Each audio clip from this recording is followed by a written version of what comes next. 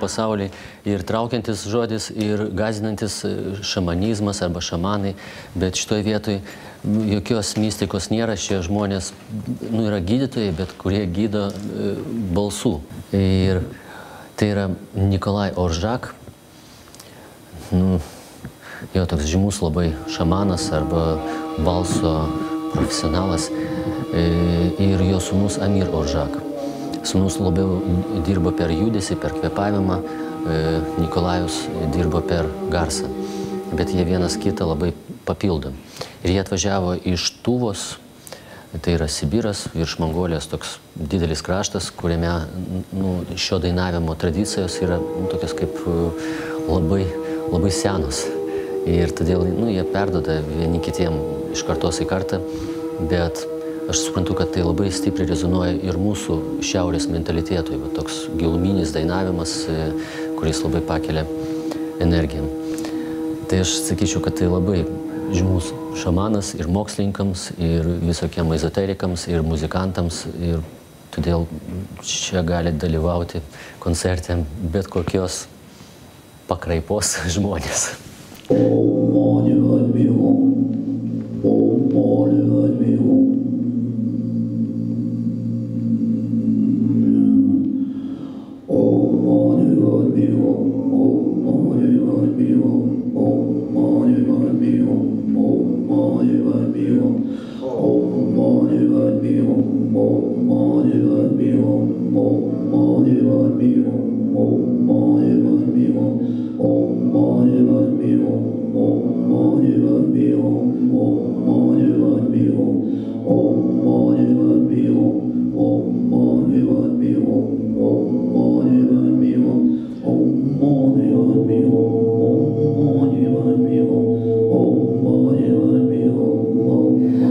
Tiek stipriai išlavino savo balsą, kad žino, iš kurios vietos į kurią vietą jį nukreipti, obertonai, gerklinis dainavimas.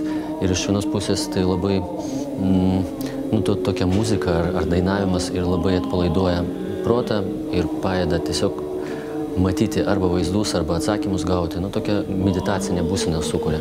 O iš kitos pusės labai fiziškai gydo, nes kai atpalaiduoja ir protą, atsipalaiduoja ir kūnas, ir visos įtampos dingsta ir energija pradeda vaikščioti.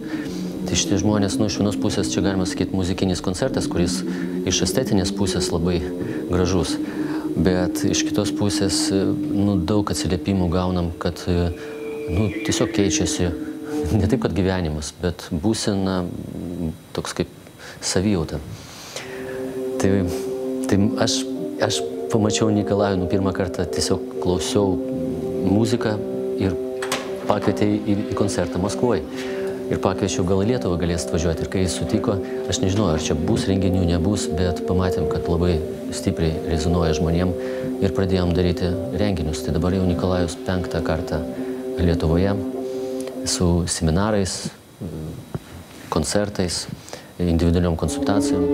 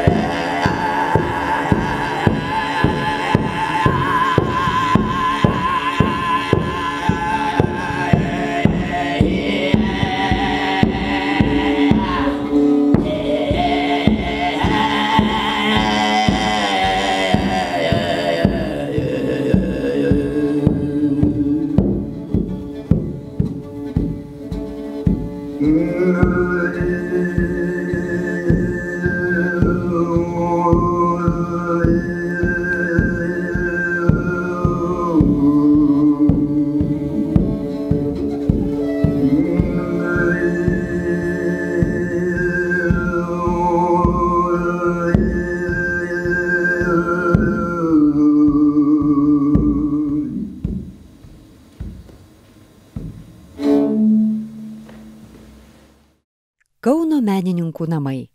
Čia gera būti kartu.